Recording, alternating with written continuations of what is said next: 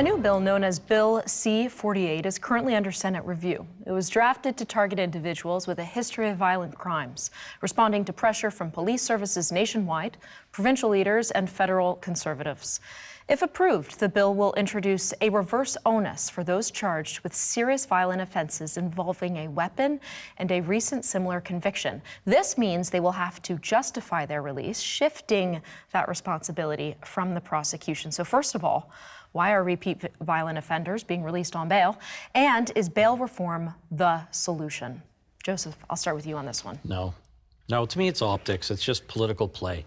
So if you have a serious violent crime up in court, probably you should be having a guns and gangs Crown attorney do it, take the time to run it properly, and maybe do it in front of a judge instead of a justice of the peace. And then probably you're going to get detentions. But the system is under pressure by having multiple cases before the court, lack of resources, and sometimes you're not having experienced counsel handle it. There are a lot of excellent Crown attorneys, but there are guns and gangs units. They are highly specialized, well-funded. There's a lot of former defense lawyers in that unit, and they do a good job. And so for the serious offenses, you can have those Crown attorneys run those bail hearings, and they'll get detentions. And it's not like a court didn't think about what their violent crime was before or what their future risk is. So you're saying it's because of a bottleneck in the system that these guys are being let out. It isn't because of... Yeah, I think it's a couple of things. One, we do have the principle that, of course, you're innocent until proven guilty, and so you should be not warehoused and you should get bail. So we have a constitutional right to bail. That said, when you have fairly good evidence about somebody's involvement in a crime and that there is the risk of future crime, it's not easy to get bail. It has to be a well-structured plan. But the difficulty is you need to run these hearings properly, and then you also need a system that is not as crushed as we are right now. Our bail system is under a tremendous amount of stress because, again, under-resourcing, courts they're not running properly. Some people are waiting 2 years to even get a court case, to even see judge. Oh, or 3 years. Yeah. I mean, cases run a long time. That must be frustrating for a police officer. Sure it is. And I don't think we maybe agree on this topic. Like, I think that... It won't be the first time. No, and that's okay. That's okay. But you're saying it with a smile, so... Like the repeat offender, a violent repeated offender, it should be 100% a reverse onus on that. You should have to show the reason, and then maybe have a correct Crown attorney, as you stated, to have the courage to run that and ensure that that person doesn't get out. But quite often, it's not the case. Yeah, I hear you, but if you've got a violent offense, like if you've got a gun-related offense, and they have a prior conviction and they're coming up to court, I don't think the seriousness of that is lost on anybody. And if you're going to try and get bail for that individual, you basically have to establish why they should be released regardless. Okay, but we have seen a number of very high-profile murders occurring and often committed by people who have been out on bail, including happens all the time. A woman in your own riding, Paula. Yes, this fellow was out on bail that's been charged, and he breached his conditions because, as we know, somebody's supposed to visit you all the time to see if you're actually living up to your conditions, and police are very busy, so they're not always being visited.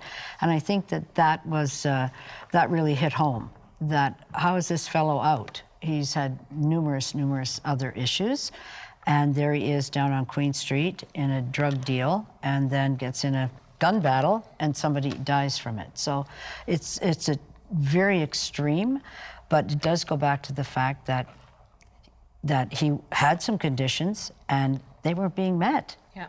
And everybody knew they weren't being met. That's the other thing. Everybody knows if they're not being met in the community. If you're out on bail and all the people that live next door to you in certain places, they know that you're not living up to your bail conditions. And your surety that's out there. It's your surety. I mean, neighbors may not know, but your surety is the one who's supposed to guarantee and supervise. Marcel, let me ask you, do these weaknesses in the various systems factor into decision-making on the part of gang members?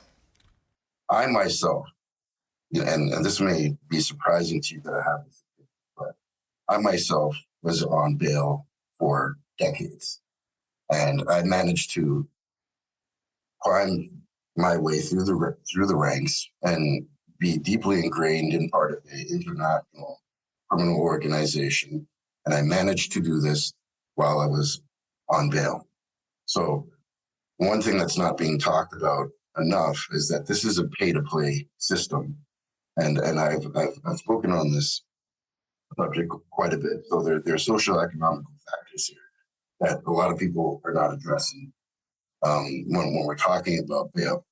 I made enough money to pay really good lawyers in order to manipulate the system, to be able to spend very small amounts of time behind bars, and then operate the way that we operated. And of course, this was done before me. It's being done now.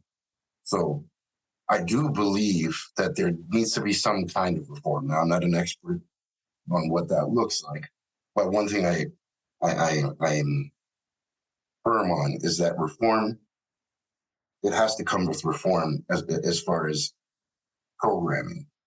You know, teaching people who are going through the system how to reintegrate back into society and how to properly, you know, behave. There needs to be access to jobs. There needs to be access to mental health services. There needs to be access for all of these things. Guys are, you know, coming out of jail and getting put right back into the same situations that they left, and nothing changes. So a lot of the times, a lot of the guys that we work with, a lot of the people that we work with, it's the only thing they know. So they come back out, they associate with the same people, they live in the same environments, they're in the same geographical locations, and it's all.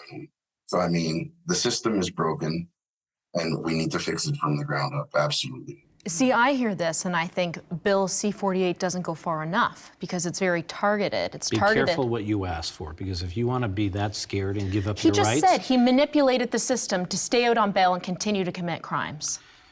If you think Other people are doing that. If you think we're living in the Wild West, then it's a distorted view. We're not. Try living in Chicago and other places. I'd like to not live in Chicago. I'd like Toronto to not turn into Chicago. It won't, but do not want to give away your rights, and the use of the word manipulation is not an accurate word. Some people can afford counsel at certain levels, and they're going to run bail hearings or they're going to run trials, and if the government can't meet their burden, then they can't. But that standard's there for a reason, so that we don't have wrongful convictions, so that we don't incarcerate the innocent. And if you think for 1 second we don't incarcerate innocent people, then you're delusional. But these are repeat offenders. Marcel, go ahead. What I do know is, you know, myself, many friends of mine have made a lot of lawyers' risks over the years, and the facts are the facts as far as I know them. The guys that could afford to pay, could afford a good lawyer, always got out. The ones who didn't are the ones that actually suffered through the system. Innocent guys that were, you know, entry-level dudes that were taking beefs for guys that were actually committing the big crimes, the minds behind the crimes. We're getting off scot-free every time. So, I mean, if we're really going to talk about fixing the system, well, we have to be real. If we really want things to change, we want people to feel safe, we want kids to stop dying, we need to kind of fix all these broken bits. And while there's too much money being made, there are people that are going to defend things for the wrong reasons. Well, I think we have to look at this from the ground up. And, you know, when we deal with criminal organizations, you got to hit them in their pockets. I was going to say, what do you deem as hitting them in their pockets? And you can't say they're solicitor. Well, I did a lot of drug trafficking when I was a younger lawyer, and, you know, got hit with, you know, restitution orders, and then, you know, double-digit sentences. I mean, you know, for cocaine and heroin and fentanyl now, it's a life sentence. So Sure. these are not light sentences.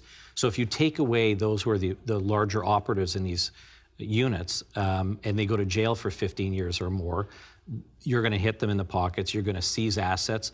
The government has excellent units at seizing assets of organized crime, take their houses, freeze bank account, because they do put it into houses in other places. If you can trace it, or you do a lifestyle check on them, they have a $1 million house, and they show like a $10,000 income, you seize their assets. And we have units to do it. I think this is fixable. I don't think we're that far down the road. But we need to think like we do with other things in government, but how we spend our money, where we want to target it, and how we want to help everybody, particularly youth. And we need to support teachers and healthcare workers and everybody else, not to the detriment of other things, but we just need to spend our dollars more wisely and have a more educated approach. I'm forever, you know, disturbed about how our government deals with things. They want to create bail reform, which will put more pressure on our system, grind more trials to a halt, and they won't appoint the judges because they can't afford it. And that is what they will sell to the public as a fix. All right. When we come back, we'll get to some of your comments and questions next. Where's my blood pressure medication?